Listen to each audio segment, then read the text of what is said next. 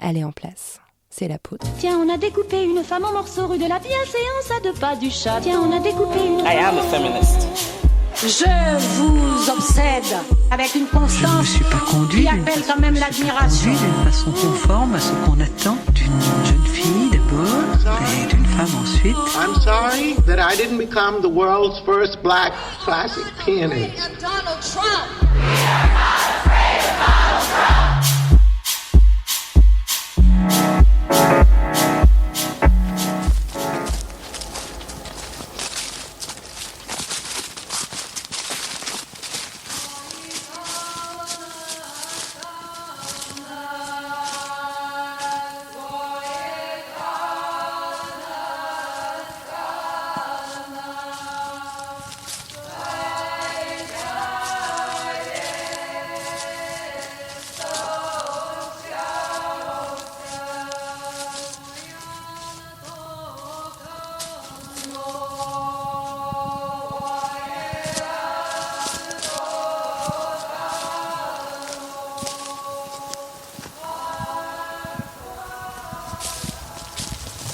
On est dans la forêt et moi j'enregistre les pas pour faire les pas de la sorcière parce que maman va faire une exposition de sorcières.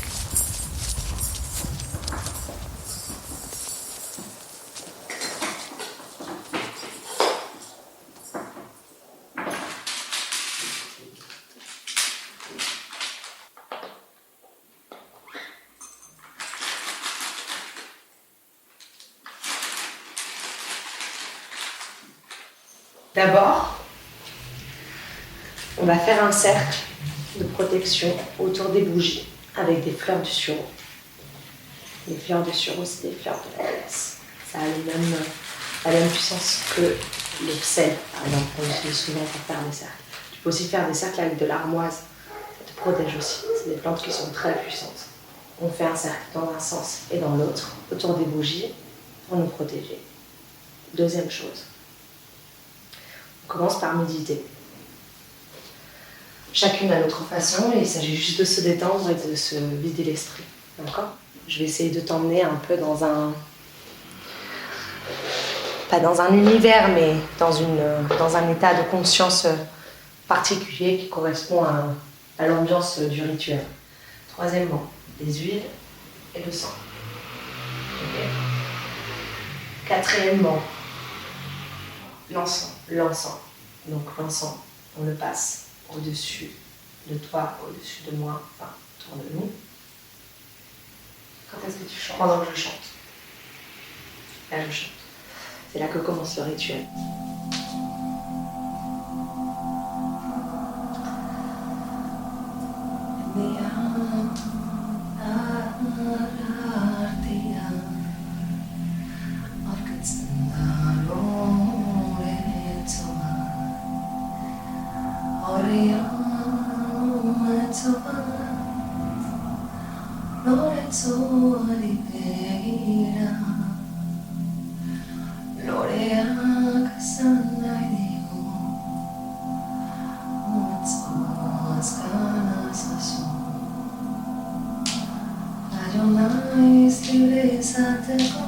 Je ne sais pas très bien par quel bout prendre ce documentaire.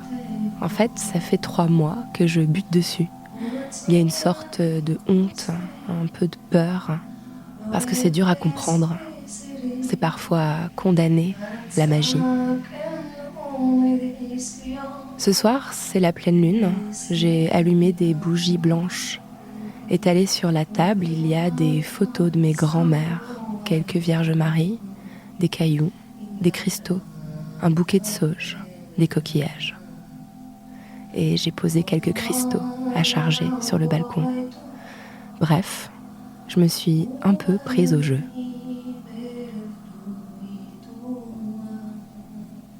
Tout a commencé en octobre dernier, parce qu'après l'épisode avec Mona Chollet, il y a des femmes qui m'ont dit que c'était pas possible de parler de sorcières sans parler avec des sorcières, des vraies, celles qui bidouillent les herbes, tâtent les cristaux, lisent le tarot, sortent de leur corps. Alors j'ai tiré ce fil et découvert un monde qui a pignon sur Instagram et sur YouTube, le monde des sorcières modernes, le monde des rituels.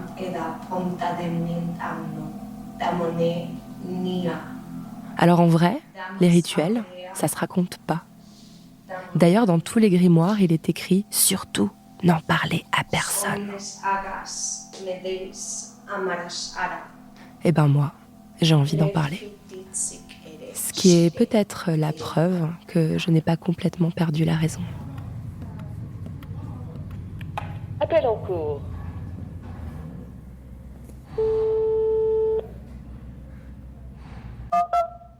La porte est ouverte.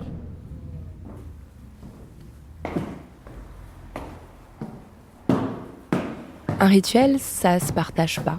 Ça se fait la nuit, dans une cabane, dans la forêt. Mais un rituel, ça s'apprend, ça se transmet. Du coup, j'ai voulu tendre mon micro à des sorcières, des vraies, des novices ou des confirmées, des femmes que je connais ou que je viens de découvrir, mais qui ont tout en commun de s'adonner à ces pratiques magiques. Le rituel est une danse, un feu, un monde, quelque chose d'aussi fondamental et d'aussi futile que la poésie, quelque chose d'aussi épuisant et régénérant qu'une danse, quelque chose d'aussi puissant et politique qu'une manifestation.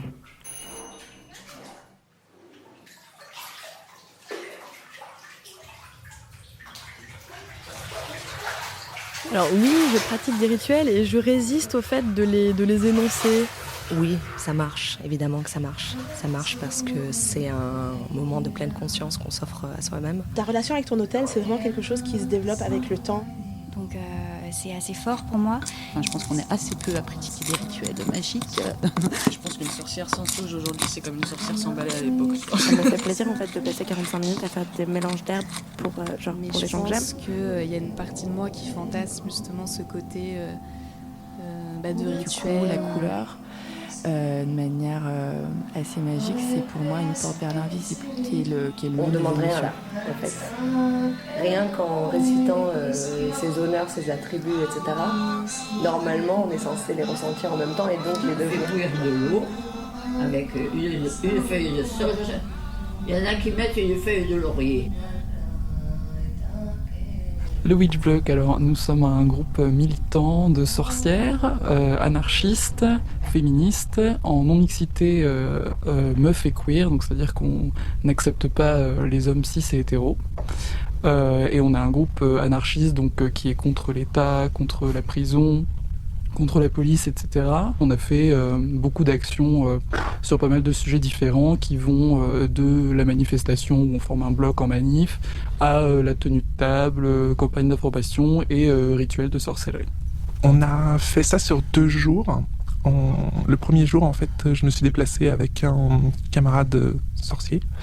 On est allé sur 4 points dans Paris pour en fait faire une toute petite version du rituel qu'on a fait ensuite le lendemain. Et le lendemain matin, le 11 novembre à 11h, pendant que du coup tous les dirigeants étaient réunis à l'Arc de Triomphe, on a reproduit ce rituel-là de façon un peu plus grande, tout ensemble, en refaisant exactement la même chose, traçant un cercle avec du sel. On a fait la version beaucoup plus longue du rituel incantatoire.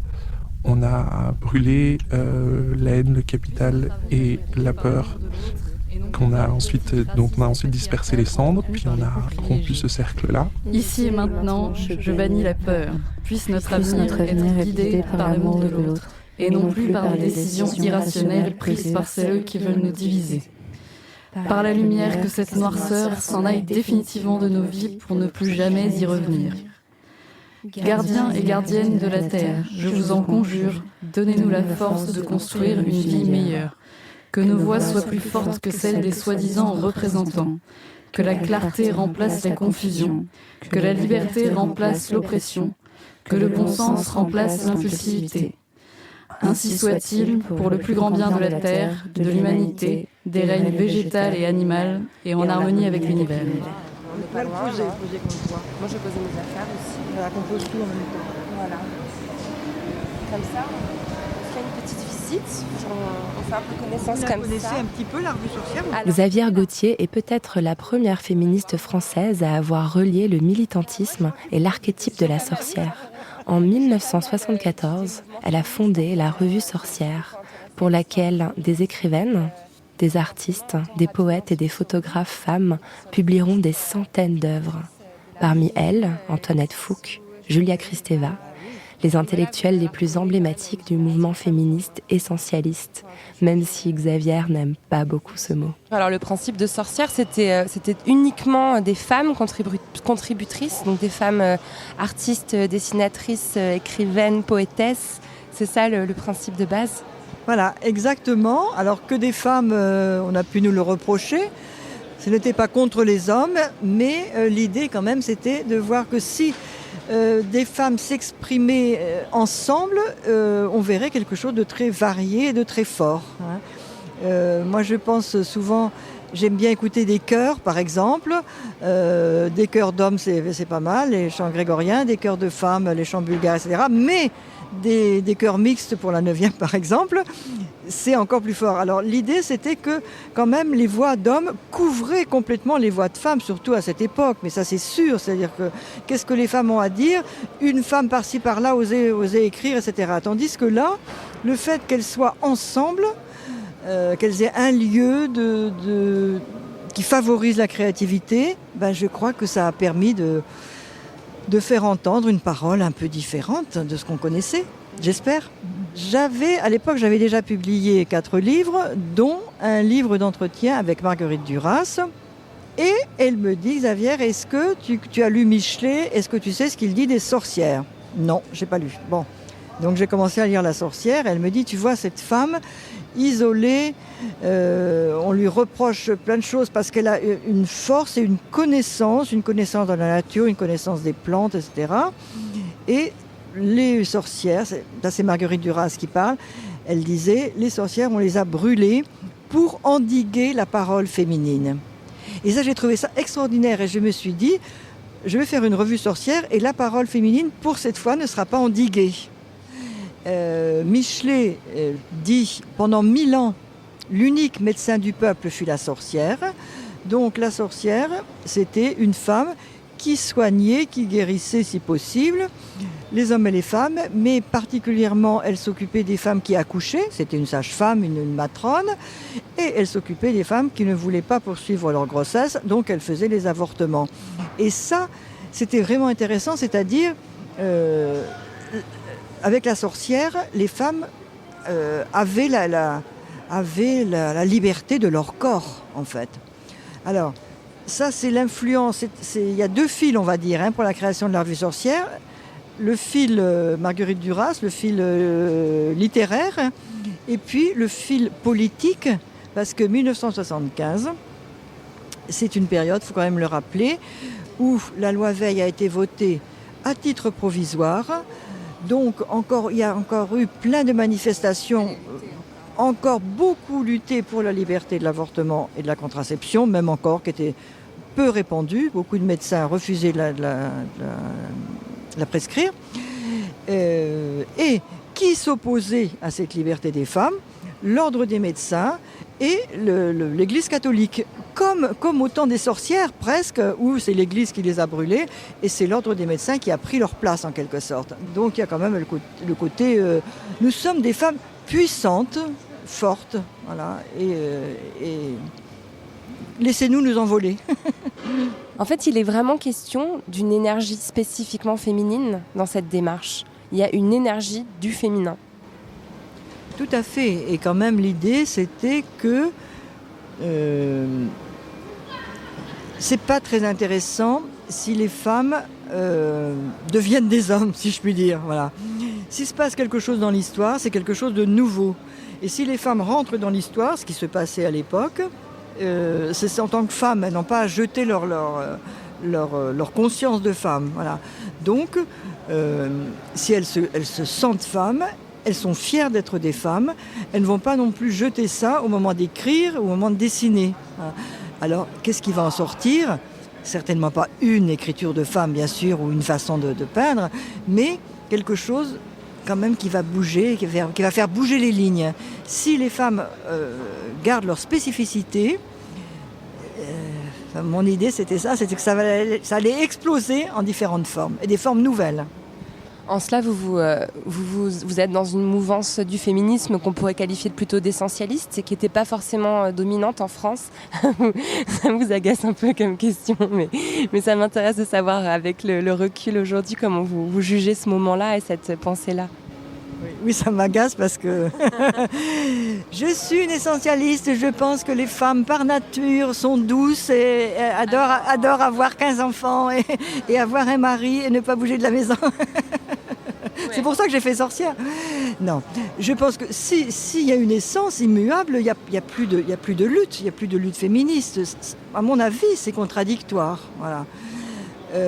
Par contre, le modèle égalitariste n'est pas bon pour moi. Sauf, égal, c'est un chiffre mathématique.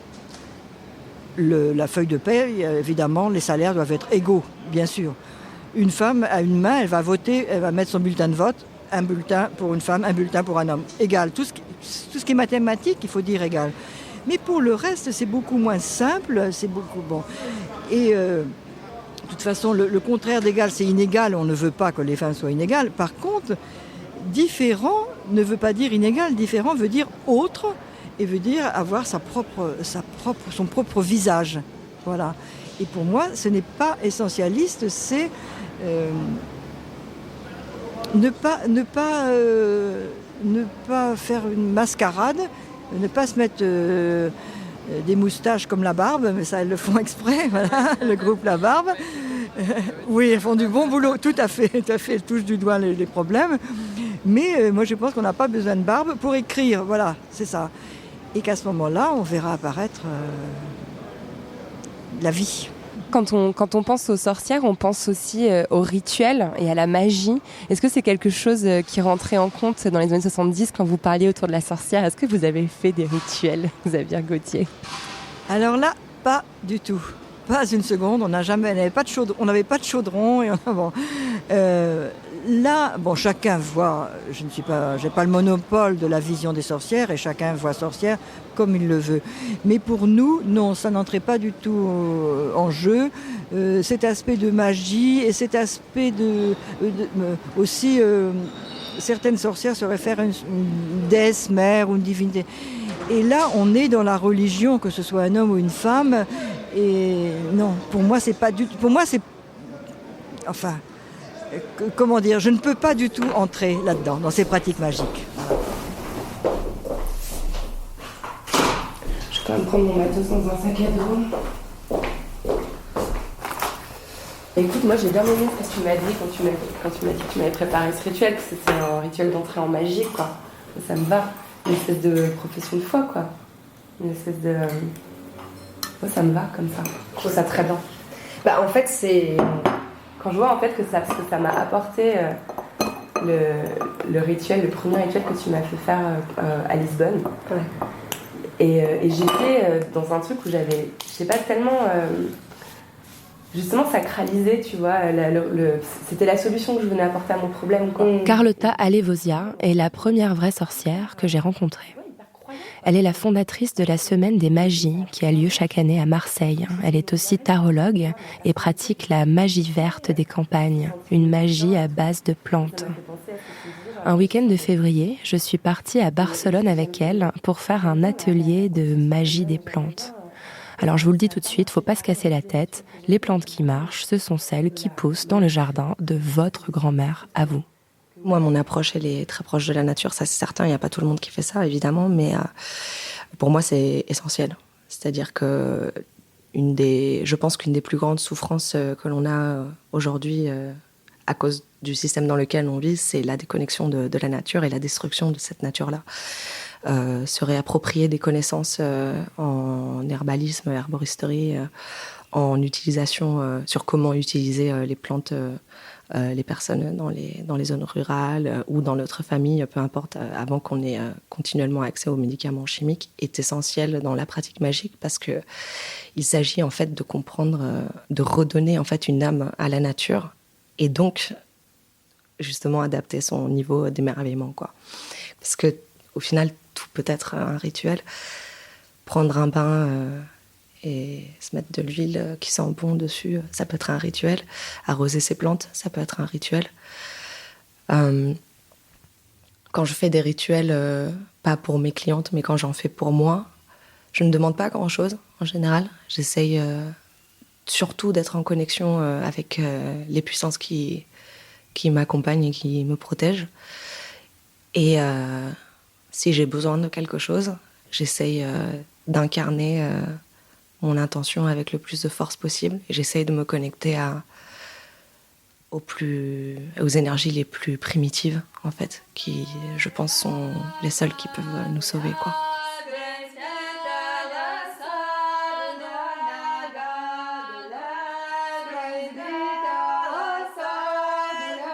Mélodie Simzak organise des méditations cosmiques. Elle est l'autrice du livre Cosmic Girl. La sorcière, c'est à la fois tous mes ancêtres que je respecte énormément avec tous leurs rituels, que ce soit mes oncles et tantes, astrologues, scientifiques, tarologues, tous mes ancêtres en fait qui m'ont transmis à la fois par leurs énergies, par les rituels au quotidien, leur savoir. Et puis c'est à la fois ces sorcières du passé qui jouaient beaucoup avec les énergies basses et qui nous protégeaient de ces énergies basses, même si on ne s'en rend pas compte et qu'on a très longtemps voulu les persécuter. Et puis c'est toutes ces nouvelles sorcières qui émergent avec un vent de liberté, un vent de renouveau, un vent plus lumineux où on va avoir beaucoup plus de possibilités de proposer une multitude de sorcellerie moderne avec déesses partout et d'options d'approcher en fait ce non palpable avec plus de bienveillance. En tout cas, j'espère qu'aujourd'hui, on va pouvoir avoir une plus grande liberté de s'exprimer et de faire du bien à la Terre. D'abord, ça passe par les mains et ça passe par l'aura, donc toute notre énergie, tout ce qui nous entoure. Et oui, ça passe par le rituel. On a cette chance d'être dans une société aujourd'hui qui est peut-être un peu moins portée par les religions, mais on a une religion qui est celle de l'objet. L'ultramondialisation autour de nous fait qu'en fait on va de plus en plus vite, on a l'impression d'être libre parce qu'on peut posséder des objets, on a l'impression que ça nous rend plus riches, mais le rythme avec lequel on consomme aujourd'hui nous empêche d'être connectés avec ce qui nous entoure. Même rien qu'aujourd'hui, j'étais sur Instagram aujourd'hui et je voyais en fait toutes ces publications sur la nouvelle lune et quelles sont aujourd'hui, qu'est-ce qu'elle va nous apporter, dans quel cadre. Et je suis moi-même consommatrice de ces informations. Et la première chose que je me suis dite ce matin, c'est est-ce que tu vas d'abord regarder la lune afin de savoir quels effets elles vont avoir sur toi ? Et aujourd'hui, c'est le problème, c'est qu'on est dans une surinformation au quotidien et qu'on ne prend plus le temps d'observer ce qui nous fait du bien. On attend des autres qui nous apportent ces informations, mais nous, est-ce qu'on est au fait et est-ce qu'on s'est posé la question ?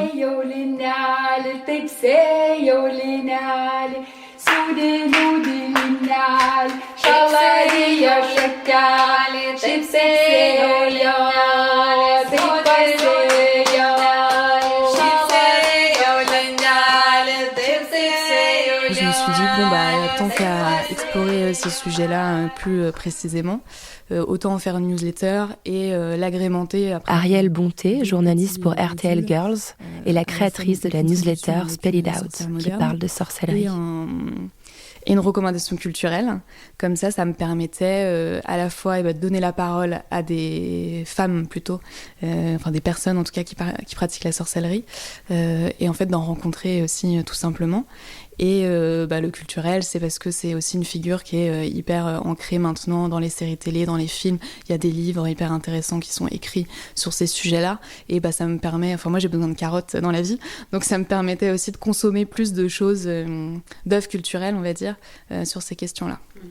C'est vraiment intéressant parce que dans ta newsletter, tu mêles des aspects qui sont vraiment très politiques. Enfin, toi, t'es une féministe, t'es une femme engagée politiquement, et t'hésites pas à convoquer ces sorcières modernes qui sont vraiment des praticiennes de la magie, quoi. Est-ce que c'est quelque chose que t'articules facilement? Parfois, on peut se dire qu'il y a un côté très rationnel dans l'aspect politique du combat féministe, et quelque chose d'un peu irrationnel, peut-être même un peu flippant dans la pratique du tarot, etc. Comment t'articules ces deux aspects-là, toi?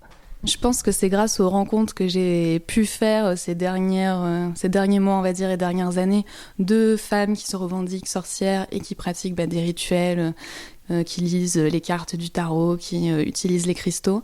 Et elles sont toutes, il se trouve, féministes, engagées. Elles ont une approche, par exemple, intersectionnelle de l'astrologie.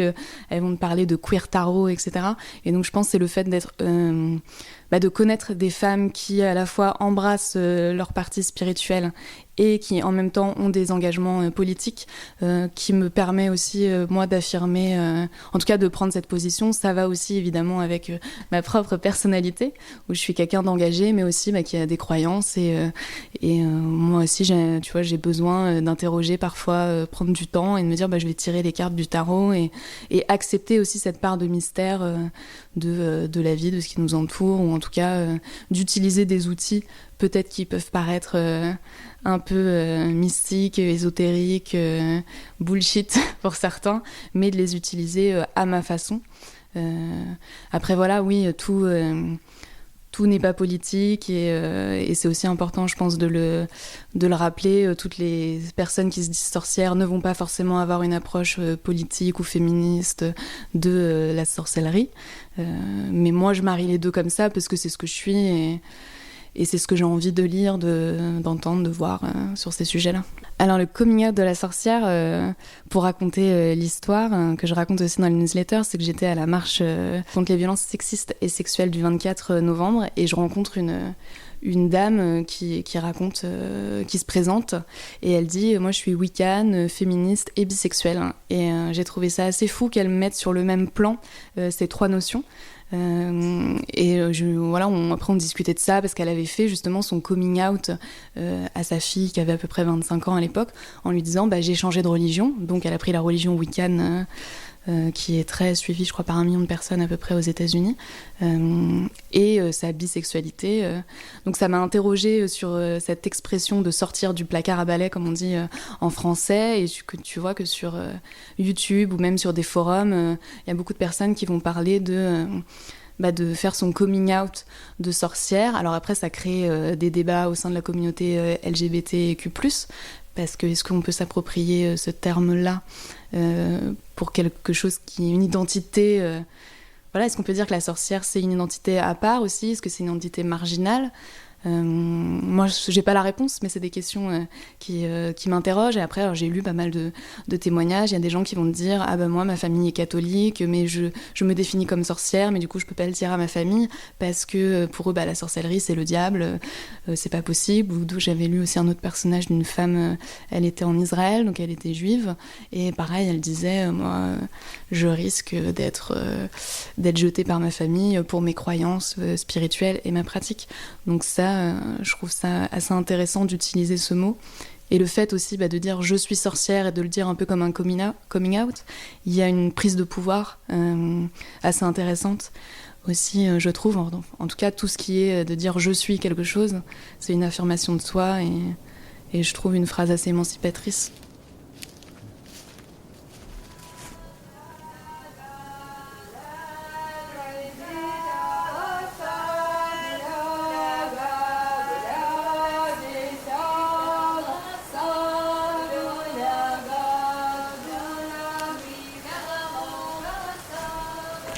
Camille Ducellier met en scène, dans des courts-métrages hallucinogènes, les sorcières contemporaines. Cette vidéaste et essayiste a publié en 2011 un petit guide pratique du féminisme divinatoire. L'ironie de ce livre, c'est que justement, je le voulais beaucoup plus pratique que rigolo. C'est pour ça que je l'ai appelé le guide pratique. Et aussi, comme je viens du monde des arts plastiques, je venais de sortir des Arts déco de Strasbourg. Je me sens pas du tout l'âme écrivaine. Donc pour moi, c'était aussi l'idée d'un détournement de deux formes. Le détournement d'une forme politique, le manifeste, puisqu'au départ, il y a le manifeste du féminisme divinatoire, et le détournement d'une forme assez classique dans le développement personnel, on va dire au sens large, même si voilà, j'aime pas forcément trop ce mouvement, mais on va dire ça. Le guide pratique qu'on trouve un peu à toutes les sauces. Et donc du coup, moi j'avais envie de détourner ces deux codes littéraires, enfin ces deux... Donc je suis partie dans l'idée de faire un guide pratique qui serait un peu un grimoire comme ça, avec des rituels que je considérais moi assez faisables et assez intéressants. Mais j'étais d'accord sur le fait qu'il y avait beaucoup d'humour et d'ironie et que ça pouvait être aussi pris à d'autres degrés, parce que je pense pas non plus que l'humour et le sérieux soient forcément... on a l'impression que les gens, quand ils rient des choses, du coup, ça enlève du sérieux. Et moi, je crois pas. Je pense qu'on peut mettre de l'humour et apporter justement de la crédibilité aussi. C'est pas indissociable. Mais donc, du coup, je le voulais plus pratique. Et à ce moment-là, j'étais plus que maintenant, je pense, dans l'expérimentation de beaucoup de types de rituels et dans ma recherche personnelle ésotérique. Donc, je dirais presque un peu malheureusement touriste spirituel. Parce qu'au début, on est un peu comme ça, on essaye plein de choses, on papillonne, avant de trouver un peu son chemin vraiment à soi. Je crois que j'en suis un peu là, moi, personnellement. C'est bien, c'est joyeux en même temps de découvrir plein de choses et de se rendre compte aussi des choses qui nous échappent et de certains mystères, et en même temps des synchronicités de la vie. Enfin, il y a plein de choses qui sont assez étonnantes. Et donc, à ce moment-là, les rituels, ça me parlait beaucoup. Et puis, c'était en 2011, personne ne s'intéressait vraiment à la sorcière. Mes amis se moquaient un peu de moi. Et puis, je m'étais dit, bon, ils rient de moi. Peut-être que ça serait bien que je fasse quelque chose avec cet humour. Et l'ironie féministe est une arme depuis toujours. Clairement. Donc voilà, je me suis dit, vaut mieux qu'on rie avec moi plutôt que de moi. Donc, j'ai utilisé cet humour et cette poésie un peu aussi. Parce que ça me paraissait des outils, des armes... peu délicate comme ça, pour faire passer des messages sans que les gens se ferment d'emblée. Parce que dès qu'on commence à parler de sortie de corps, d'elfes, ou je sais pas, de mes délires personnels, je sens que très vite la porte peut se fermer immédiatement. Et ça me fait penser à cette énumération hallucinante que vous faites à la fin du documentaire Sorcières mes sœurs. Vous réunissez en fait toutes les femmes qui sont à la marge sous une même bannière. Est-ce que c'est une démarche qui pour vous est fondamentalement féministe ?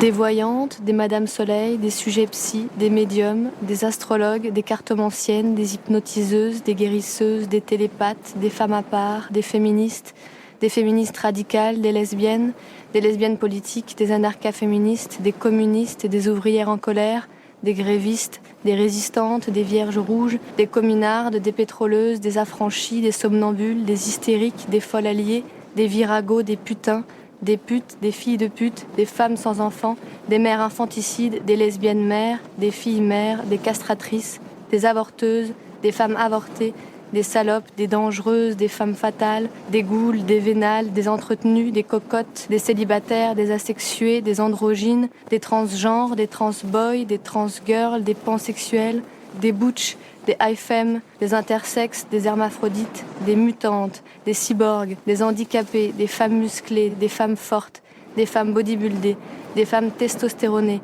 des durs à cuire, des bikeuses, des camionneuses, des femmes actives, des femmes de pouvoir, des femmes intelligentes, des bas bleus, des femmes intellectuelles, des militantes, des artistes, des femmes précaires, des clochardes, des marginales, des ménopausées, des femmes vieillissantes, des vieilles peaux, des femmes en chair, des femmes obèses, des érotomanes, des femmes à barbe, des femmes voilées, des stripteaseuses, des hôtesses de bar, des alcooliques, des mélancoliques, des meurtrières, des femmes violentes, des femmes à hommes, des misandres, toutes des mauvaises femmes, toutes des sorcières. Dans mon expérience personnelle, je me sentais vraiment vivre dans des communautés ou dans des sphères un peu distinctes et qui ne se rencontraient pas trop. Donc à la fois ma culture féministe et queer, avec des réunions, avec des discussions plutôt assez politiques, de déconstruction en fait, des rapports de force et des luttes de pouvoir au sein de la société, dans lequel on discutait assez peu finalement de spiritualité ou d'ésotérisme qui, moi, était un peu dans mes toccades, on va dire. Et puis des sphères plus ésotériques et spirituelles. Donc là, on est plus dans des stages de méditation ou aussi juste avec des amis, je pratiquais des arts divinatoires et je m'intéressais à tout ça. Et je sentais qu'il n'y avait jamais vraiment de dimension sociale et politique à l'intérieur de ces pratiques. Ça pouvait être conjoint dans le sens où des amis pouvaient avoir les deux, mais sinon, c'était pas vraiment présent. Ça se rencontrait pas. Ça se rencontrait pas. Donc finalement, moi, j'étais toujours un peu en marge de cercles qui sont déjà eux-mêmes un peu en marge. Et puis, j'avais accepté de faire rire un peu les gens par ça, parce que mes amis féministes riaient un peu de mes toccades ésotériques, et puis mes amis dans les sphères ésotériques riaient un peu de mes approches queer. Donc j'ai un peu accepté ça, voilà. Mais ça m'a aidé de me dire, tiens, la figure de la sorcière pourrait être dans ce chemin, pourrait être un peu mon allié, mon amie, ma sœur, mon amante, ma compagne, pour essayer de trouver des traits d'union entre ces deux mondes. Ça a été vraiment une expérience où le fait d'éprouver un lieu qui n'existait pas, où c'était pas tissé. Et je me suis dit, donc oui, bien sûr, il y a le mental qui intervient. Bien sûr, je me dis ce terme-là, péjoratif, qui peut être aussi utilisé comme positif et qui pourrait m'aider à rassembler des parties de moi. Bon, bien sûr, je l'ai pensé, mais à partir d'une expérience. Vous parlez de trauma culturel quand vous parlez de la figure de la sorcière. Qu'est-ce que vous entendez par là ?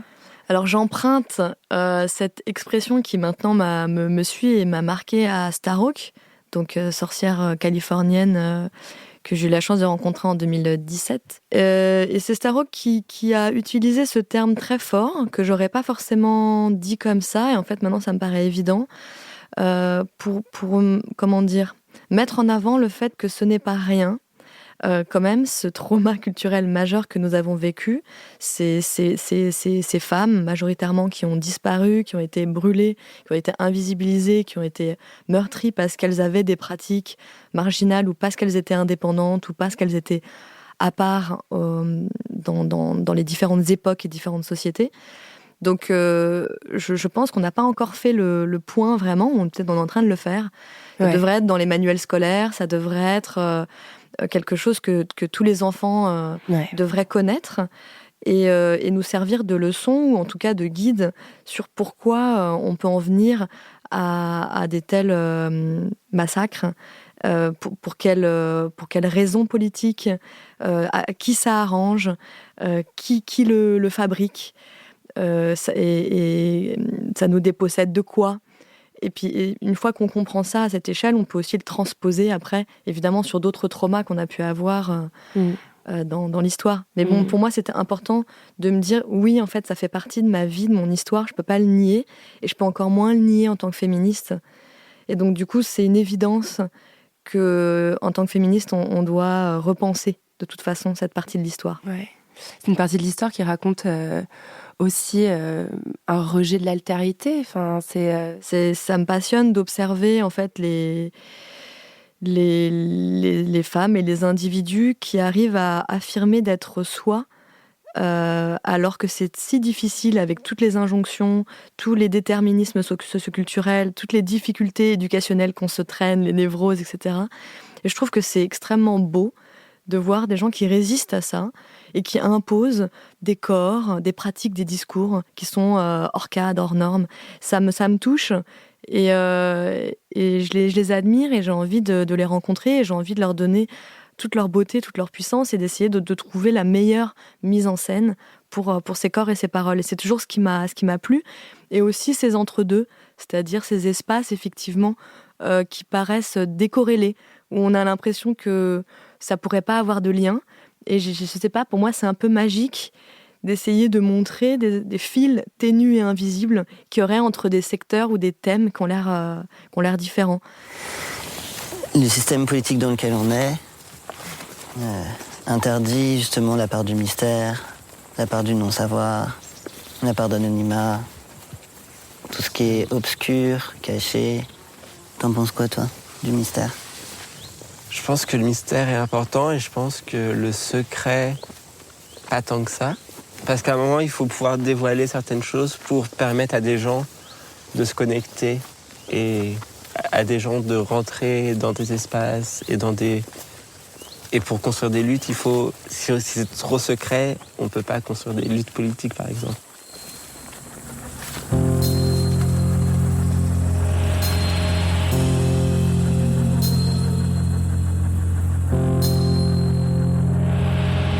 Notre existence annonce la fin du monde tel que vous le connaissez.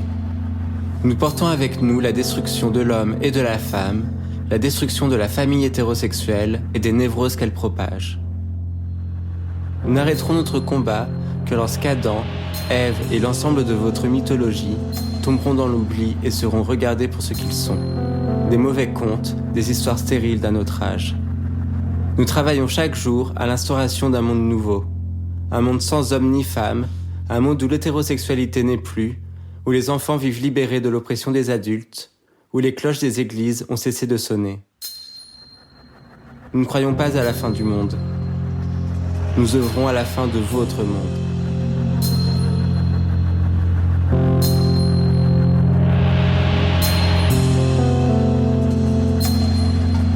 Si tout est fluide, comme le jour qui se transforme progressivement en nuit, comme le féminin et le masculin qui circulent en nous constamment et qui vient pousser, s'exprimer selon les relations, en fait, c'est ce mouvement en fait, qui m'intéresse. Et c'est ça que je trouve fort dans ce que peut apporter une démarche queer, c'est d'essayer d'appliquer cette déconstruction à d'autres systèmes. Et c'est ce que j'ai essayé de faire avec justement Rationnel, Irrationnel, qui était un point un peu de résistance dans le féminisme. Résistance assez légitime, puisque le féminin... a tellement été féminin en termes de l'intuition féminine. Ouais. Voilà. Tout ça, ça a tellement été utilisé à mauvais escient pour essentialiser, pour nous ramener à notre nature de femme, notre biologie. Donc évidemment, on n'a pas envie de ça, on n'a pas envie de penser les choses comme ça. Donc ça a créé des résistances. Et malheureusement, ça, je pense, ça nous a un peu éloignés de notre intuition, qui est en fait un sens parmi d'autres, et je vois pas pourquoi on le discriminerait, on s'empêcherait de l'utiliser. Est-ce que c'est pour ça que vos sorcières sont souvent trans ? En tout cas, il y en a plusieurs dans vos documentaires, des sorcières trans. Oui, les personnes qui... Je reviens sur les personnes qui ont ce courage, ou cette audace, ou cette résistance à être soi, peu importe le contexte. Et donc oui, les personnes queer et transgenres font partie de ma vie, de mon entourage, de mes proches. Et je trouve que c'est important que leur démarche aussi, leurs paroles soient entendues, puisqu'elles questionnent aussi toutes les autres démarches. Donc elles me questionnent aussi, parce qu'on est souvent un peu trahi quand on fait du documentaire par ses propres intérêts et ses propres... les gens qu'on filme, c'est aussi des parties de nous. Et donc oui, je pense que les personnes queer et transgenres peuvent beaucoup nous apprendre. Et en tout cas, on devrait leur donner une place plus juste et plus adéquate que celle qui est actuellement le cas dans notre société. C'est-à-dire qu'on est quand même dans une société assez transphobe, assez sexiste, assez grossophobe. Et il n'y a pas que le trauma majeur des sorcières qu'il faut révéler. On devrait aussi être au courant qu'il y a un trauma politique actuel qui est celui de l'antisémitisme, de la transphobie, du sexisme, du racisme. Et ça, c'est pas juste des mots comme ça, c'est des réalités concrètes de notre société, et c'est porté par un système très concret, c'est pas du tout abstrait. Et c'est pour ça peut-être qu'on a besoin de revenir à des rituels très concrets, et pas uniquement des paroles abstraites.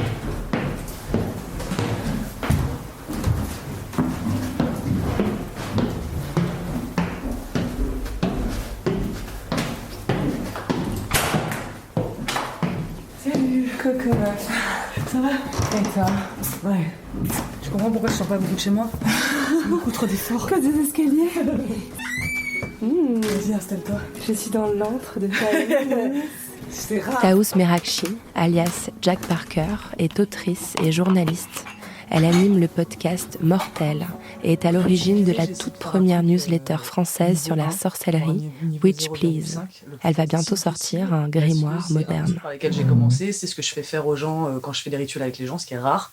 C'est un rituel de souhait et de manifestation qui se fait tout simplement avec des feuilles de laurier séchées que tu achètes au rayon tisane de tous les magasins bio. Donc vraiment extrêmement facile à trouver, ça coûte que dalle et ça dure 50 millions d'années. Et en gros, chaque feuille représente un souhait, une intention, un truc que tu veux manifester. Et en les brûlant, donc tu peux écrire quelque chose dessus. Tu peux écrire soit un mot, soit une phrase, soit un sigil, donc un symbole qui représente ce que tu veux manifester. Et tu brûles en te concentrant très très très fort sur ce que tu veux. Et une fois que tu as brûlé toutes les feuilles et que tu as fini ton rituel, tu te concentres à nouveau, tu visualises. Et après, les cendres, tu les balances par la fenêtre ou dans la nature si tu as un jardin pour les répandre dans l'univers et laisser l'univers porter ton message et ton souhait et te le ramener vers toi. Et donc pour ça, il faut se concentrer. Genre, je ne vais pas commencer à brûler en te parlant... Il faut créer un cercle de protection, de consécration autour du chaudron, parce que c'est dans mon petit chaudron. Donc je vais sortir les feuilles déjà parce qu'on ne va pas les cramer tout de suite. Et le sel... Ça t'apporte quoi le lendemain que tu as fait un rituel, tu te sens toujours quelque chose? Il y a une émotion qui monte? Si je l'ai bien fait, ouais. Il y a des moments où tu te réveilles et tu fais... Là, soit j'étais pas sincère dans ma pratique, soit j'étais pas en bonne disposition et du coup ça n'a pas marché, il faut l'accepter aussi. Soit j'ai rushé, j'ai fait n'importe quoi parce que j'avais la flemme. Et là, vraiment, l'univers, il dit, tu te fous de ma gueule, tu crois que tu vas bâcler ton truc et que je vais te dire, ouais, ok, ça va pas, non.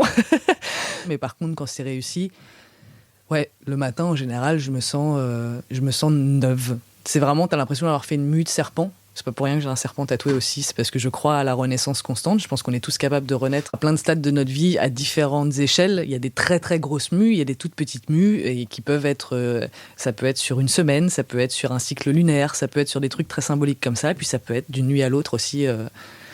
Et oui, il y a des matins où si j'ai vraiment bien taffé, si j'étais dans le bon état d'esprit, je me sens plus légère et en même temps...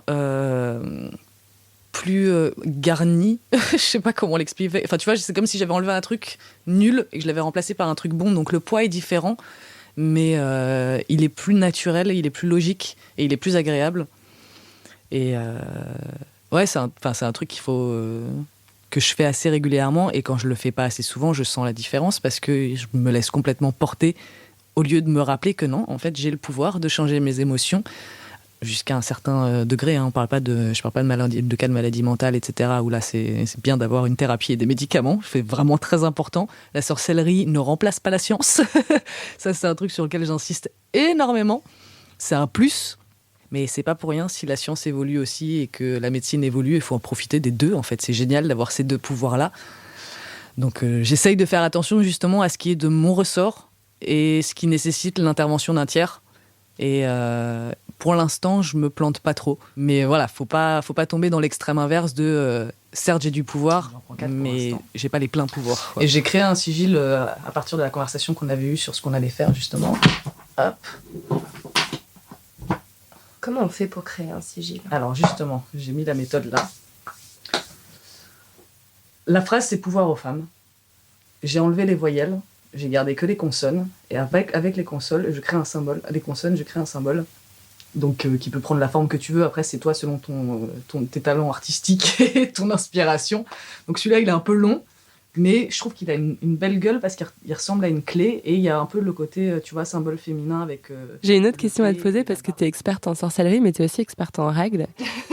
Et il y a clairement un lien entre les deux. Enfin, dans beaucoup de rituels que j'ai croisés là, avec les femmes que j'ai rencontrées, il est souvent question de règles ou de sang menstruel. C'est pas grave si on entend ton chat. Qu'est-ce que t'en penses? C'est un fluide qui est tellement puissant et qui a fait flipper les gens et les hommes particulièrement pendant tellement de siècles. On lui a prêté des propriétés magiques jusqu'au Moyen-Âge, voire même plus loin. Donc c'est à la fois, on l'a accusé de donner la mort et de tuer la virilité, de faire pourrir les pénis et de faire tourner le lait et de tuer les récoltes et tout ça. Et à la fois, on l'a aussi utilisé pour guérir de la peste, parce que c'est un fluide de vie quand même. Donc ça dépend des époques et ça dépend de la vie, enfin, d'où on se place et de quelle façon on interprète le sang menstruel. Mais c'est un fluide puissant parce que c'est la seule coulée de sang pacifique qui existe. C'est-à-dire que c'est pas une blessure, c'est pas une maladie, c'est pas grave en général. C'est quand on saigne et qu'on a ses règles, qu'on saigne, c'est que le corps fonctionne comme il devrait en tout cas.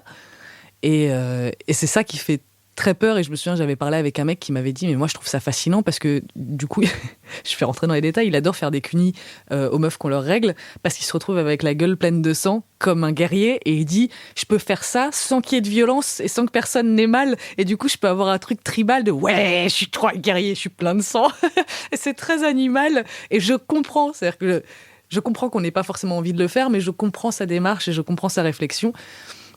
Il y a un truc qui est vraiment très puissant dans l'imaginaire des gens par rapport au sang des règles et dans la réalité des faits. En fait, même nous, quand on perd notre sang, enfin, moi, les premiers jours, j'en parle souvent avec mes copines, quand t'es sous la douche, que tu te lèves le matin et que tu vas direct sous la douche et que là, t'as tout qui tombe, t'as des bouts aussi, t'as des grumeaux et tu te dis, mais c'est incroyable ce que je suis en train de sortir de mon corps, quoi. C'est magique. Vraiment, il y a un truc qui est fascinant et tu vois ce sang qui tourbillonne dans le siphon et tout va bien. Et c'est parce que voilà, on est au bon moment du mois et que ton corps fonctionne et que tu peux enfanter potentiellement. Donc moi, je m'en sers de mon sang menstruel pendant certains rituels, notamment justement quand il y a des trucs qui demandent du sang, j'attends d'avoir mes règles pour pas avoir à me couper parce que j'ai pas envie de me mutiler. Et du coup, je me fous 2 doigts dans le vagin et je mets du sang et j'écris des symboles avec mon sang. Et j'en ai un... Ouais, non, là, du coup, on doit plus le voir parce qu'il a pas mal plu. J'ai une demi-coquille d'œuf dans ma jardinière sur le bord de ma fenêtre, qui est une offrande à Hécate, donc la déesse de la sorcellerie, où il fallait écrire un symbole avec du sang sur une coquille. Et il faut que j'ai rempli ma coquille de mes petits ingrédients, machin. Et au bout d'un moment, je me suis dit, mais attends, j'ai mes règles. Et hop, 2 doigts, et j'ai dessiné mon truc et j'ai posé ça dans ma jardinière. Et après, j'ai envoyé un texto à mon mec pour lui raconter. Il m'a dit, mais c'est tellement cool. Il a trouvé ça tellement cool et limite un peu jaloux de se dire putain mais ouais juste comme un encrier quoi. Si tu plantes ta plume dans ton encrier, là je plante mes doigts dans ma chatte. Est-ce que c'est pas la définition même d'un mec féministe ce que tu viens de nous donner? Voilà. Et maintenant qu'on a cette poudre, on va pouvoir la rendre à l'univers. Donc. Et là, ce qui est marrant, c'est le sens du vent, parce que parfois tu souffles et tu te reprends tout dans la gueule. Et là, tu visualises encore une fois ce que tu envoies dans l'univers, ce que tu envoies dans le monde.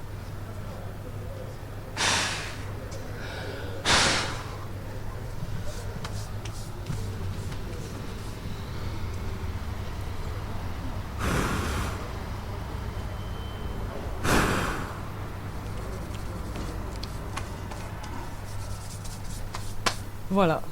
Merci, mère. Merci. Merci, mère. Je suis dans ton ventre. Bonsoir. Camille Sfez a écrit un livre qui s'appelle « La puissance du féminin sacré ». Elle organise régulièrement des cercles de femmes. Et un soir d'hiver, elle en a organisé un, rien que pour moi. Et ça vous dit? Et voilà. Et il y en a beaucoup qui ont dit ah ouais, la fin de Pascal, c'est bon, la chanson. Les tentes rouges, en fait, c'est des espaces qui ont existé il y a très longtemps et qui perdurent encore dans certaines cultures où les femmes se retrouvaient entre elles quand elles avaient leurs règles, donc leur lune. C'est un mot amérindien, le temps des lunes. Et en fait, c'est un moment où elles étaient en même temps. Donc d'un côté, elles quittaient tout leur rôle de mère, d'épouse, de ce qu'elles faisaient dans la communauté pour se retrouver juste avec elles-mêmes. Donc c'était un temps de ressourcement.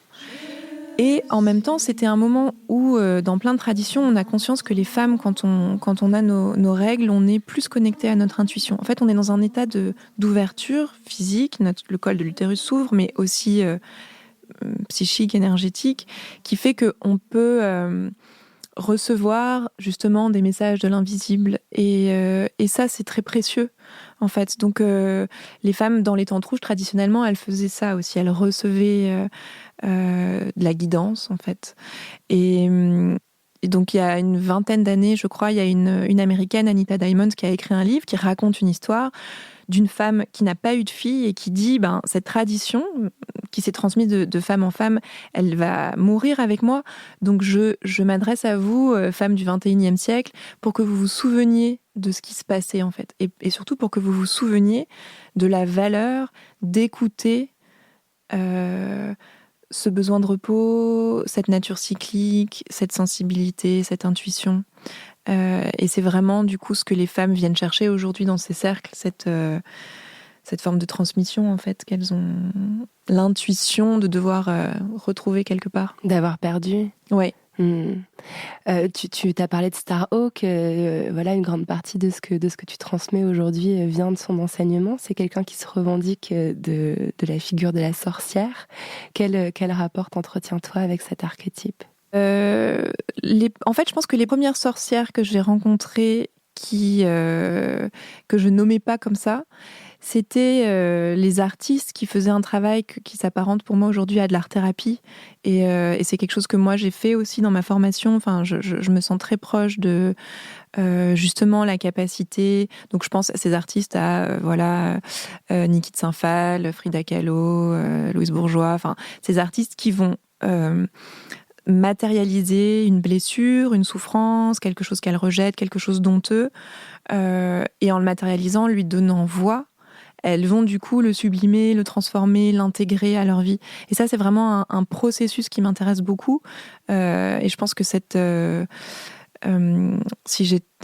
en tant que sorcière, je me retrouve beaucoup là-dedans, dans ce processus de créer, d'utiliser la blessure, d'en faire quelque chose.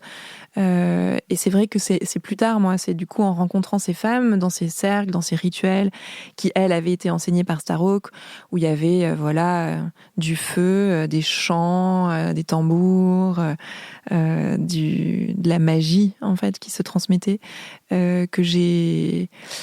je me suis un peu approprié en fait ce rôle-là. En tout cas, ce qui m'intéresse aussi dans cet archétype de la sorcière, c'est que c'est vraiment quelque chose qui a été honteux, que les femmes choisissent de revendiquer. Et revendiquer cette partie honteuse, cette ombre, c'est dans ce processus-là qu'on gagne, qu'on retrouve notre puissance.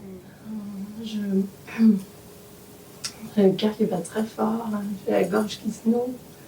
Et j'ai l'air à voix un peu éreintée aujourd'hui parce que je l'ai beaucoup exprimé ce week-end, il y a 2 jours, justement en lien avec poser, être dans ma puissance et dans ma voix de femme. Et c'est très nouveau pour moi. Et moi j'ai beaucoup... je me suis beaucoup sentie sous domination de mon père. Et aujourd'hui encore, au travail, il y a 2 hommes qui sont mes supérieurs hiérarchiques et j'ai beaucoup de peur de m'exprimer. De me faire basculer dans le côté, t'es une petite fille, je suis le père et je te donne des ordres, moi ça explose tout de suite et c'est pas supportable. Parce que j'ai pas eu de père et que du coup c'est pas une autorité que je reconnais. Mais moi quand je ramène un homme chez moi, c'est que j'ai envie de faire l'amour avec lui et que je l'amène dans mon lit, j'ai envie. Donc pourquoi il y a des hommes qui ont l'impression qu'ils me prennent quelque chose, qui me salissent, alors que j'ai envie de faire l'amour avec eux en fait. Ouais, mais je pense que c'est vraiment ça. En fait, j'ai grandi, je pense, assez naïvement, en pensant que j'étais l'égale de l'homme, dans la société en tout cas occidentale française. Je recevais la même éducation qu'un garçon, que j'avais les mêmes opportunités. Voilà, les mêmes droits, je sais pas. Et j'ai construit ma vie comme ça, sans vraiment me poser trop la question du genre. En fait, je me suis vraiment pris de plein fouet cette question de l'aliénation des femmes au moment de la maternité. Et je me rends compte, en fait, quand je parle avec elle de ça, que j'ai peur, en fait. Que j'ai peur, parce qu'en fait, j'ai peur pour elle. Je me rends compte que j'ai peur que des hommes lui imposent des choses qu'elle ne voudrait pas faire. J'ai envie de la protéger. Alors je me dis, ça aurait été peut-être plus facile d'avoir des garçons. Mais déjà, cette règle de dire je, elle est très difficile à appliquer pour moi. C'est justement ça, pour moi, le patriarcat, c'est qu'on ne peut pas trop dire je, quoi. Je pense que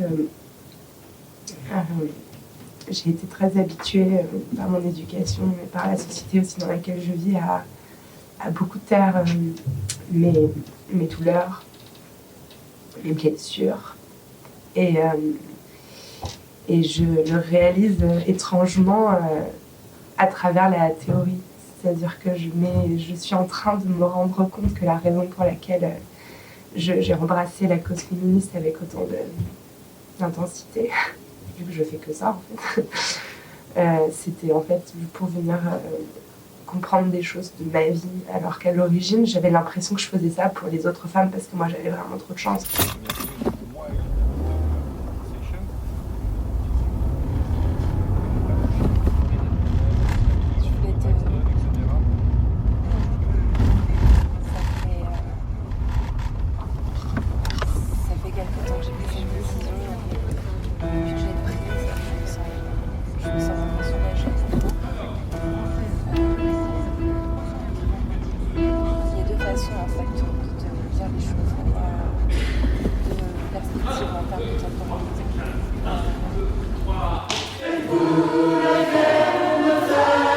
Je vais faire des efforts, je vais changer, je vais machin. Tu diminues de 80% mes chances d'ulcère dans l'année. Merde, j'ai envie d'être heureuse moi aussi.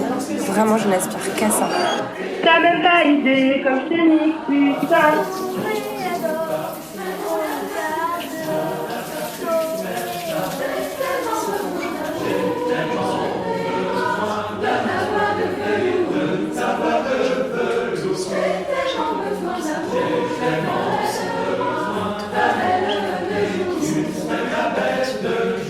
Vérité, je suis Allez au petit parc. Je domine. On va pas tarder, mon chéri. Oui, mais pas tarder avec toi, c'est 30 minutes. Aidez-moi à faire de ce travail un travail plus. C'est la tenue, hein. Allez, vous descendez prendre le petit déj. Ah, ça me dégoûte. Écoute, mais tu vois que le négatif, mon amour. Écoute-moi, non. Écoute-moi, donne-moi la main, Lorraine. Je crains que vous êtes avec moi. L'âme, elle fait pas semblant. Quand l'âme n'est pas en souffrance, c'est qu'il n'y a pas les solutions. Le corps, il prend le relais. Je domine. Il arrive là maintenant. Oui, il m'a appelé à l'instant. Il m'a déjà rien envoyé. Oh putain, j'aime pas ce genre de rendez-vous. C'est inaudible. C'est moi qui suis la clairvoyance, la vérité. C'est moi qui ouvre la voie. Une confiance absolue accompagne chacun de mes pas.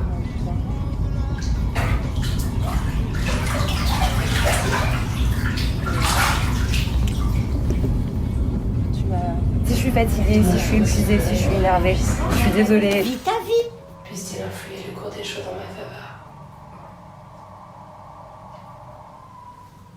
Ainsi soit-il.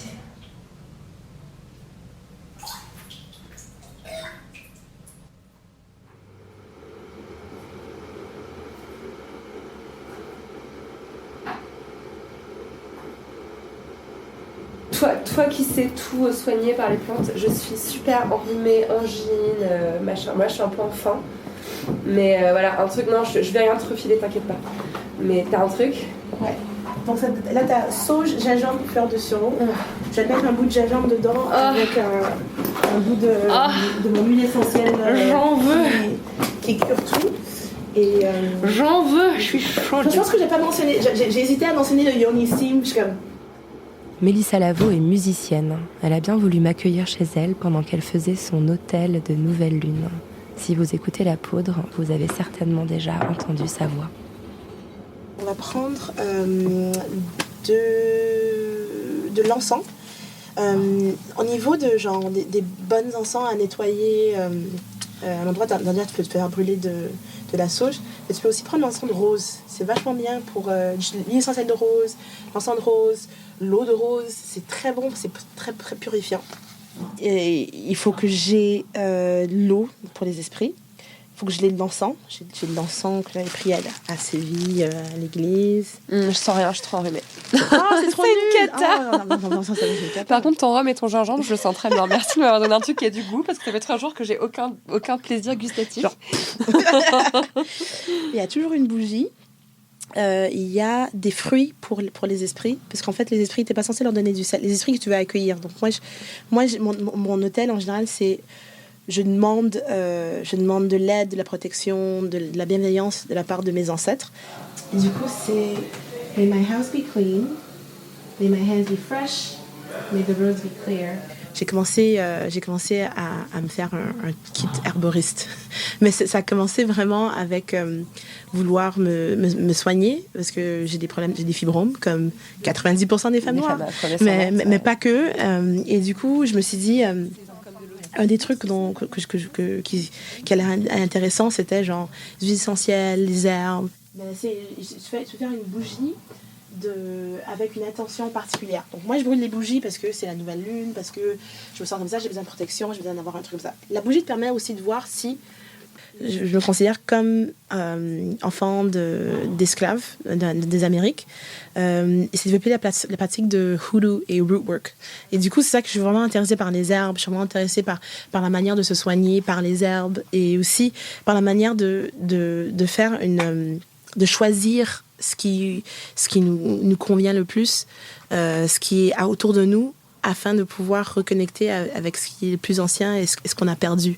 Et un peu comme Radio Sewell, en fait, c'est genre il y a des bouts où genre ça je sais pour sûr, et il y a d'autres bouts où il y a un gros trou, il y a un océan, parce que j'ai pas été transmise, on m'a pas transmis cette tradition, parce que mes parents ont refusé que je m'initie à telle chose, parce que moi aussi je suis pas sûre de vouloir m'initier.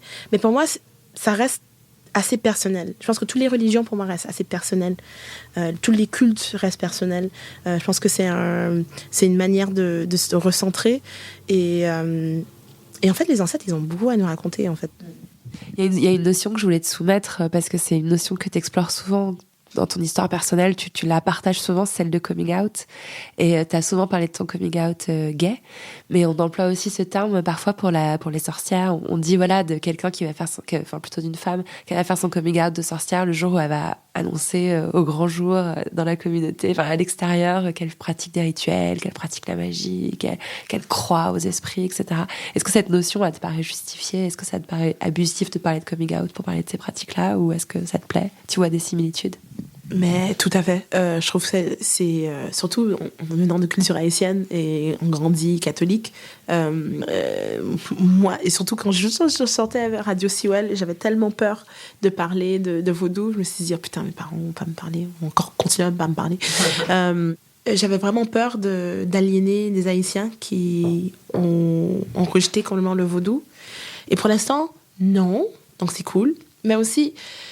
Je maintiens que je ne suis pas vaudouisante, parce que même moi, genre, j'ai pas encore eu cet appel qu'il fallait que j'y aille, parce que ça me fait peur, parce que j'ai peur de perdre ma sœur, par exemple, qui est comme, si jamais tu fais du vaudou, on ne parle plus. Mais pourtant, genre, j'insiste à ma sœur, genre, moi, je vais quand même lire des cartes de tarot, et moi, j'ai quand même mon hôtel, et du coup, elle aime pas ça, mais il y a quelque part en elle où elle comprend, en fait, que j'ai besoin de quelque chose pour me rapprocher de notre famille.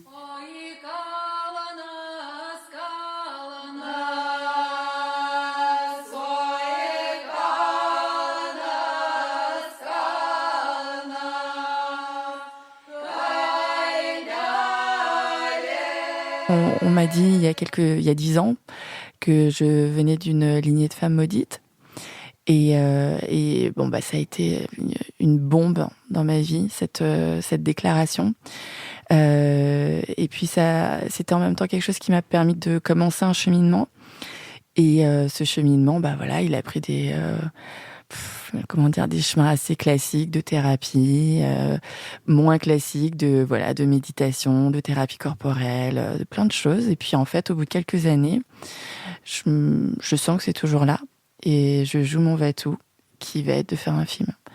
Je savais pas du tout, donc je m'embarque honnêtement.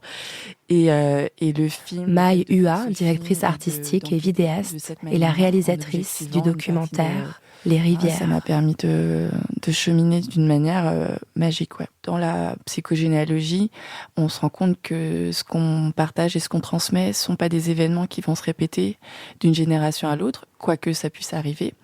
Mais ce sont des sentiments qu'on se refile, en fait. Et les sentiments principaux sont la peur, l'humiliation et la culpabilité, évidemment. Et donc, et ça se fait par des systèmes de loyauté hyper profonds. Et le fait de poser une caméra et d'objectiver et de quelque part nettoyer. Donc, on dit que les femmes, voilà, elles ont ce pouvoir-là de pouvoir nettoyer, de pouvoir classifier, de pouvoir les mémoires portées par toutes ces lignées. Et c'est tombé sur moi. Donc, moi, j'ai fait ce travail de nettoyage. Et je l'ai fait au départ parce que j'ai une fille. Et que tout d'un coup, je me dis, mais... Enfin, rien que d'en parler, là, tu vois, c'est... je me disais, je peux pas, en fait, laisser ce truc se transmettre à nouveau. Ce truc, je ne sais pas ce que c'est.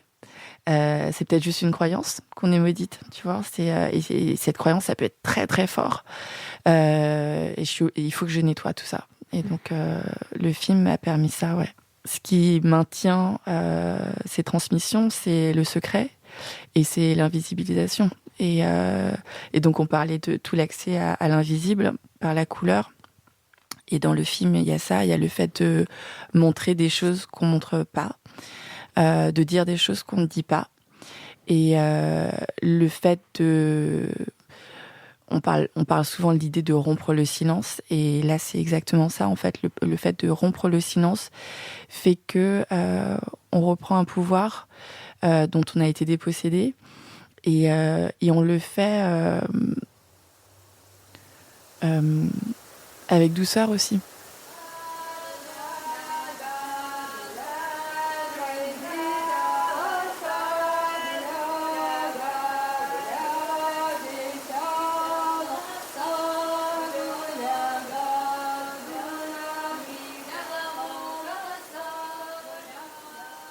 Le rituel, il sert à se reconnecter au corps. Camille Ducellier. Et je pense que si les sorcières ont quelque chose à nous apprendre aussi, et particulièrement aux sorcières françaises que nous sommes, où on a un peu délaissé le corps au profit justement du monde intellectuel, que le monde nous envie peut-être.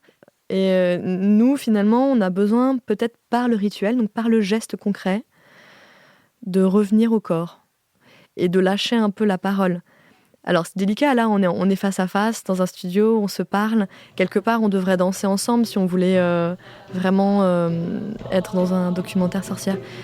Je le suis moi-même, trop attachée à la parole. C'est un problème, je trouve, de notre culture, et c'est ça que j'ai appris aussi en allant voir les Américaines, en rencontrant Starhawk, la force finalement par exemple des spiral dance, donc ce sont des danses spiralées, où un ensemble d'individus va donc se tenir la main et s'enrouler au fur et à mesure jusqu'au centre, et arriver au centre, se dérouler vers l'extérieur. Et au moment où cette foule se déroule, on pourrait dire, il y a des face-à-face qui se créent avec d'autres personnes. Donc dans cette danse, il y a des rencontres avec des inconnus, et puis des connexions. Et tout ça, c'est porté par une intention sociale et politique de départ. Donc ça, c'est très important. C'est pas uniquement comme ça pour se rencontrer. C'est parce que ensemble, on peut peut-être faire quelque chose, au moins du niveau de notre intention, pour changer des aspects de la planète. Alors après, ça peut paraître, complètement utopiste ou un peu New Age, mais je pense quand on le vit, on se rend compte que c'est une expérience qui est forte.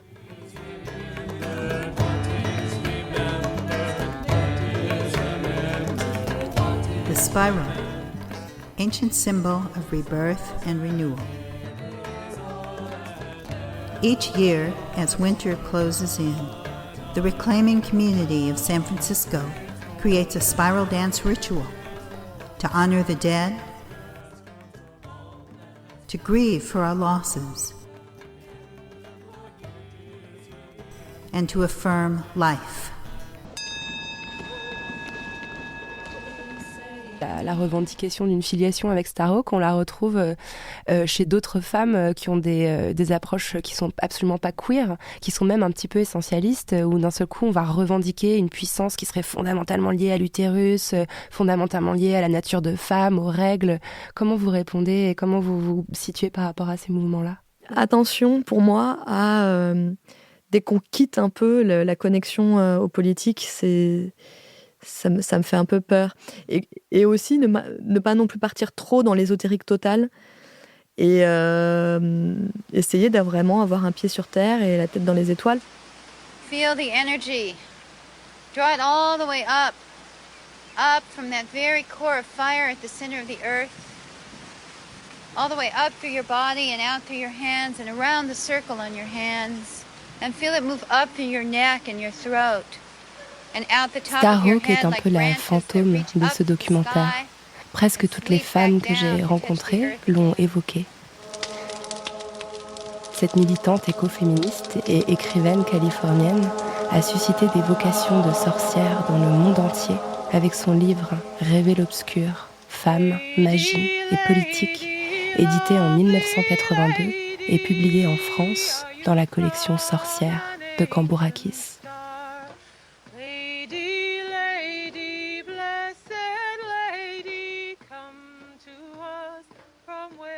Donc c'est une collection qui va bientôt avoir 4 ans. Donc il y a 4-5 ans, quand je réfléchissais à l'élaboration du projet, de la collection, j'avais plusieurs envies, désirs. Isabelle Cambourakis est éditrice. Déjà, si je l'ai appelée sorcière, c'est parce que je voulais vraiment m'intégrer à une histoire plus longue du féminisme et notamment à ces féministes des années 70 qu'on appelle féministes de la seconde vague qui, elles, s'étaient vraiment penchées à cette époque sur les sorcières, leur histoire, leur répression, etc. Donc c'était pas spécial, c'était plus une figure politique que autour de la spiritualité ou des pratiques réellement sorcières. Mais en même temps, moi j'avais été très très influencée et c'est pour ça que c'était un des premiers titres que j'avais réédité par le texte de Starhawk, donc sorcière, néo-païenne, états-unienne, etc. Et notamment aussi comment Isabelle Stengers, qui est une philosophe belge, présentait tout le travail de Starhawk. Et donc ça m'influençait aussi beaucoup, que ce soit politiquement, comme figure agissante, mais aussi ça m'intéressait qu'il y ait ces rituels, ce craft dont parle Starhawk, ces manières de faire en fait. Ce qui est vraiment intéressant dans la démarche de Starhawk et de toutes ces femmes qui à la même époque se sont intéressées à des spiritualités féministes, c'est justement de mêler, de vouloir mêler, et c'est pas à hasard que ça se passe aux États-Unis, ce qui est de l'ordre vraiment des pratiques spirituelles et des rituels et le politique et le féminisme, c'est-à-dire justement aussi bien la question anticapitaliste que la question proprement féministe. Donc elle est pas la seule, mais c'est vrai que c'est celle qu'on connaît le mieux en France, mais elle est représentative et très charismatique aussi, mais d'un moment aux États-Unis qui veut vraiment mêler toutes ces dimensions ensemble et qui considère les rituels comme quelque chose d'extrêmement important. Donc voilà, et donc moi je crois à l'importance qu'elles y portent en tout cas. Et on s'est vu en France parce qu'elle est venue sur la ZAD, donc à Notre-Dame-des-Landes. Je sais plus, ça doit faire 1 an et demi maintenant. Donc, elle a fait un rituel sur la ZAD, qui était un rituel ouvert où tout le monde pouvait participer, qui était un rituel autour de l'eau, qui était quelque chose d'extrêmement simple, en fait, où on était tous et toutes, parce que c'était pas en non-mixité, en cercle, dans un endroit assez vaste sur la ZAD. Bon, c'était évidemment avant que la ZAD soit envahie par l'État. Donc ça a été un moment de danse, de chant, assez et en même temps il y avait un côté assez improvisé où chacun pouvait danser par moments comme il le voulait. Et puis elle a mené une danse spirale qui est donc the spiral dance. Bon, alors déjà j'étais impressionnée d'être avec Starhawk pour de vrai dans cet endroit qui est un endroit qui compte énormément pour moi. C'est un endroit de lutte auquel je tiens énormément. Il y avait plein d'amis à moi qui étaient là aussi, donc du coup d'être réunis autour de Starhawk, c'était quelque chose déjà de très émouvant pour moi. Alors après il y a la question, est-ce que ça marche ou pas, et finalement il y a quelque chose qui fonctionne, c'est-à-dire que Starhawk a tellement l'habitude de mener partout dans un contexte où elle connaît pas forcément les gens, mais elle a tellement travaillé dans des communautés, dans des collectifs. Donc c'est une militante qui sur la ZAD, elle a aussi mené des workshops sur la question de la gestion de groupe, etc. Donc elle a un savoir-faire qui fait que quelque chose fonctionne, même si c'était pas du tout dans l'intimité, parce qu'on était nombreux et nombreuses, et en même temps c'était assez chouette d'avoir ce rapport à cette terre-là qui est une terre de lutte, mais aussi une terre habitée par plein de gens. Mais moi, j'y habite pas, je n'y fais que passer à chaque fois. Mais du coup, d'avoir ce rapport de soin à cette terre avec ce rituel mené par Starhawk. Et quand elle fait le rituel, oui, elle amène de l'eau. En fait, souvent les rituels autour de l'eau, elle ramène de l'eau de partout. À chaque fois qu'elle va dans un endroit, elle prend de l'eau. Donc, c'est comme si elle mélangeait des eaux qui viennent de partout dans le monde. Donc, il y a quelque chose qui est aussi de l'ordre du poétique, de l'esthétique.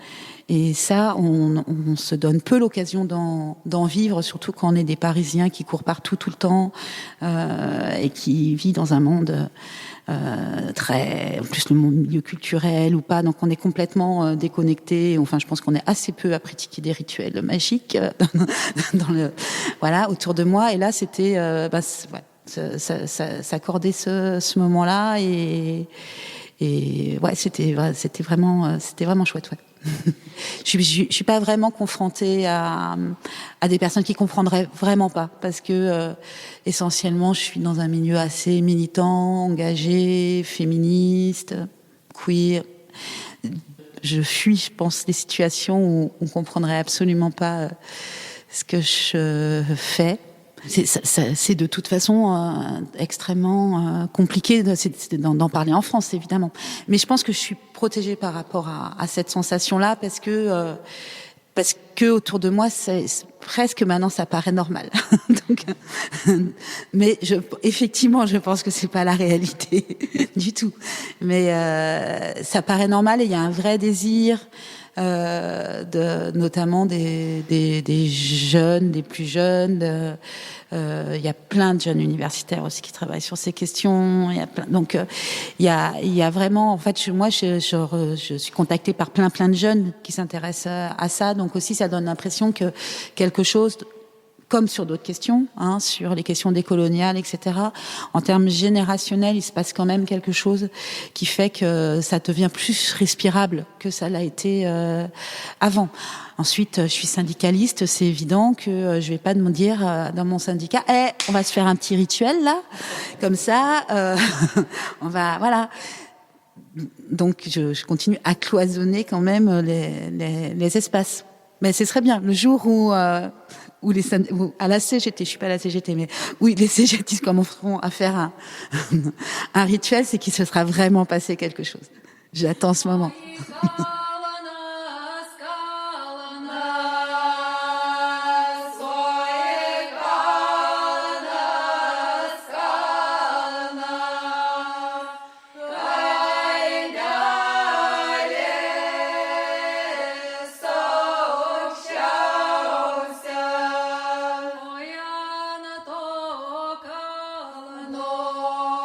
Le Witch Block Paris ne donne que très peu d'interviews aux médias. J'ai eu la chance de recevoir 6 de leurs membres au studio de Nouvelles Écoutes. On a un groupe féministe qui se veut convergent, c'est-à-dire que on se bat pour l'abolition du patriarcat avec tout ce que ça peut représenter, mais au-delà du combat pour le droit des femmes, on essaye aussi de prendre en compte toutes les oppressions de la société actuelle qui s'entrecroisent. C'est-à-dire que voilà, on essaye de faire notre mieux pour pas se battre uniquement pour les femmes blanches bourgeoises, hétéros, etc. Mais pour voilà prendre en compte que le sexisme parfois est accentué par le racisme, par la transphobie, par tout un tas de choses, par la précarité. Voilà, c'est aussi des problématiques économiques. Et c'est pour ça que je disais qu'on a un champ d'action assez large, c'est qu'on essaye d'avoir une vision assez globale de toutes ces choses-là et de se battre contre toutes ces choses-là en même temps. Pour nous, il y a quelque chose de très présent en général dans la manière dans le militantisme, en fait, quelque chose de très proche du rituel. Une manifestation, c'est quoi à part un rituel finalement? C'est une manière de se retrouver et de dire ensemble on n'est pas d'accord. Et pour moi, il y a quelque chose de très proche dans le militantisme, que ce soit dans l'affirmation de ce en quoi on croit, que ce soit dans l'application des principes qu'on veut mettre dans le monde à l'intérieur de notre groupe.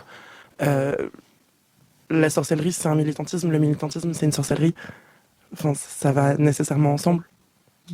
Qu'est-ce qu'on ressent quand on réalise un rituel destiné à nuire à des personnes aussi puissantes que Donald Trump, Macron Qu'est-ce qu'on ressent personnellement, émotionnellement? Ça a un côté très empouvoirant. L'idée de pas savoir non plus si ça aura un effet ou pas, de pas savoir quelles seront les répercussions de tout ça, mais de le faire, ça permet aussi de combattre un sentiment d'impuissance. Donc c'est vraiment le sentiment au moment où on le fait, de dire bon voilà, je reste pas juste impuissante à me lamenter sur le sort du monde, j'agis. C'est un sentiment de puissance et d'action. Et même après c'est un truc qui traverse pendant plusieurs temps après. On est allé ensuite au rassemblement qui était à République contre Trump. Et c'était aussi très... Je pense que si j'y étais allé à ce rassemblement sans avoir fait ce rituel avant, il y aurait eu un côté très déprimant, je pense, qu'il pleuvait, il n'y avait pas masse de monde, et tout le monde était là à dire oui, Trump fait de la merde, et on veut que ça s'arrête, mais en même temps, il est invité, il a la parole, il a le pouvoir. Donc il y avait un côté très très antidéprimant, antidépresseur à ce rituel-là. Moi, par exemple, je fais pas partie des sorcières qui pratiquent énormément à côté. Ça m'intéresse, mais ça fait pas partie de mes pratiques à l'origine. Et je sais que ce jour-là, le fait de se retrouver ensemble et de faire ça ensemble, de se concentrer sur les mêmes intentions, ça m'a donné de l'espoir, en fait, tout simplement. Enfin, c'est assez puissant à vivre. Je sais pas.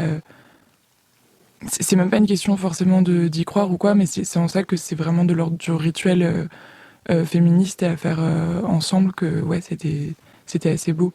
Et on nous reproche aussi beaucoup, on s'est fait pas mal railler, pas mal moquer par les milieux militants, par les milieux anarchistes qui sont aussi de manière générale assez masculinistes.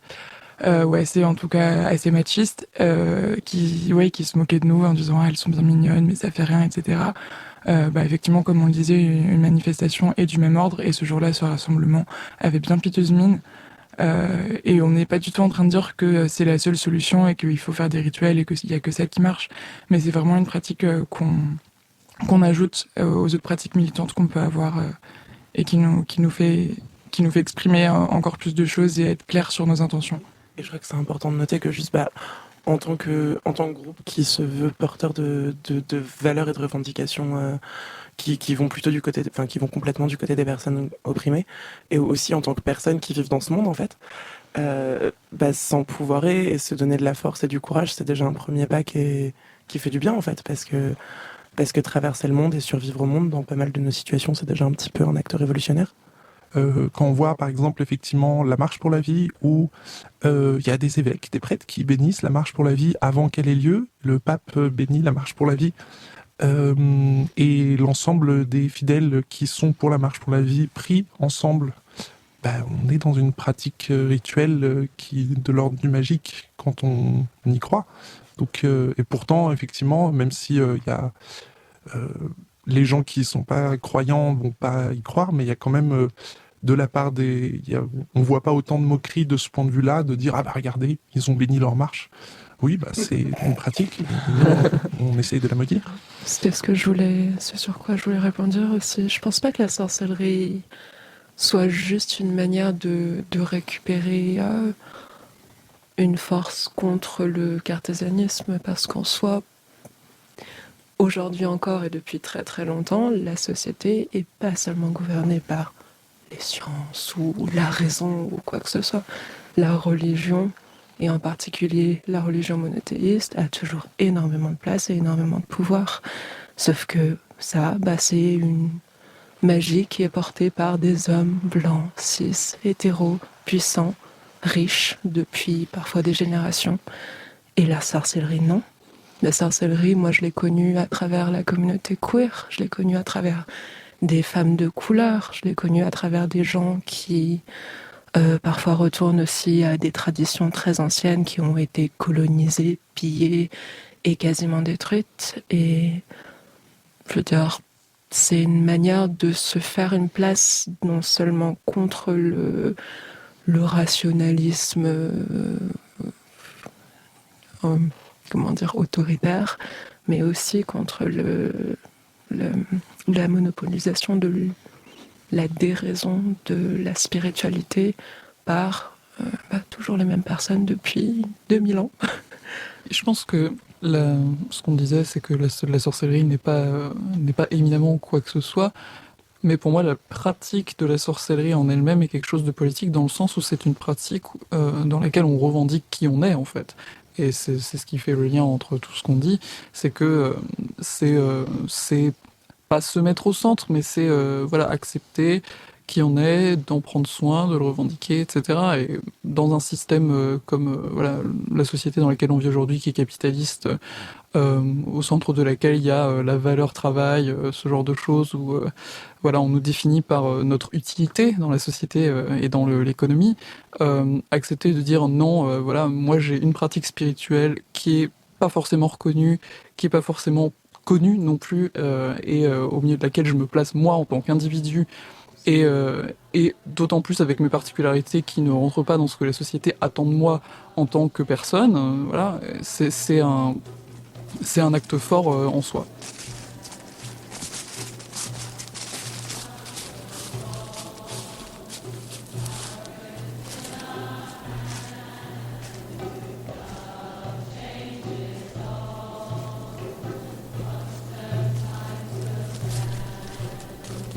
C'était la solution que je venais apporter à mon problème, quoi. Et du coup, j'étais vraiment dans un truc, mais hyper croyante, quoi, de ce que j'étais en train de faire. Et ça a putain de marché, quoi. Tout s'est dénoué derrière. Moi, ma personnalité, je l'ai trouvée modifiée. Je me sens au niveau bien et tout. Et ça m'a fait penser à ce que je disais dans la magie de notre vie.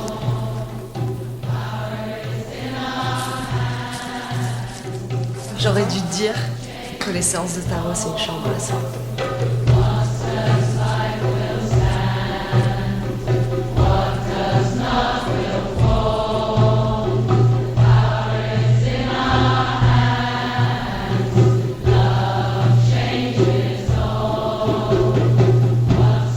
L'Antidote est un documentaire de Lorraine Bastide, réalisé par Aurore Meyer-Mailleux et produit par Nouvelles Écoutes, avec à la prise de son Marine Rowe, Ashley Tola et Alexandre Moniol, au mixage Charles de Cilia et à la coordination Zisla Tortello et Gaïa Marty. Merci à la Villa Rose qui a accueilli l'un de ces enregistrements. Merci à Ariel Bonté, journaliste et autrice de la newsletter Spell It Out, à Isabelle Cambourakis, directrice de la collection Sorcière aux éditions Cambourakis, à Camille Ducellier, artiste, vidéaste et écrivaine, à Xavier Gauthier, écrivaine et universitaire, à Mélodie Simzac, communicante, et au Witchblock Paris, de m'avoir accordé leur temps et livré leur vision de la figure de la sorcière. Merci aussi aux sorcières contemporaines, Carlotta Alevosia, tarologue, Maï Hua, cinéaste, Mélissa Lavo, musicienne, Taous Merakchi, autrice, et Camille Sfez, psychologue clinicienne, accompagnée de Mia, Émilie, Gabriella, Céline, Gracie, Camille, Laetitia et Leslie, de m'avoir ouvert leur antre et d'avoir accepté de partager l'un de leurs rituels avec moi. Dans cet épisode, vous pouvez entendre des extraits de Sorcières mes sœurs et Sorcières queer de Camille Ducellier, d'autres d'un Spiral Dance Ritual organisé par Starhawk et la voix de Starhawk elle-même lors d'un rituel filmé dans Women and Spirituality, The Goddess Trilogy de Live Mind Media. La musique du rituel avec Carlotta Alevosia et le morceau Diméthoxy 4 éthylamphétamine de Coil. Vous pouvez aussi y écouter des chants polyphoniques lituaniens appelés sutartinés et provenant de la mythologie matriarcale du pays, dont les déesses furent taxées de sorcières avec l'avancée de la christianisation. Ces chants à 2, 3 ou 4 voix accompagnaient certainement des rites, le plus souvent liés à la nature, et dont l'héritage est rappelé dans le livre collectif Compositrice, l'égalité en acte. Merci enfin à toutes celles qui pratiquent, à toutes celles qui hésitent à le faire, et même à toutes celles qui n'y croient pas mais font de petits gestes dans leur dos pour se donner du courage dans les luttes du quotidien. Prenez soin de vous et continuez de faire parler la poudre.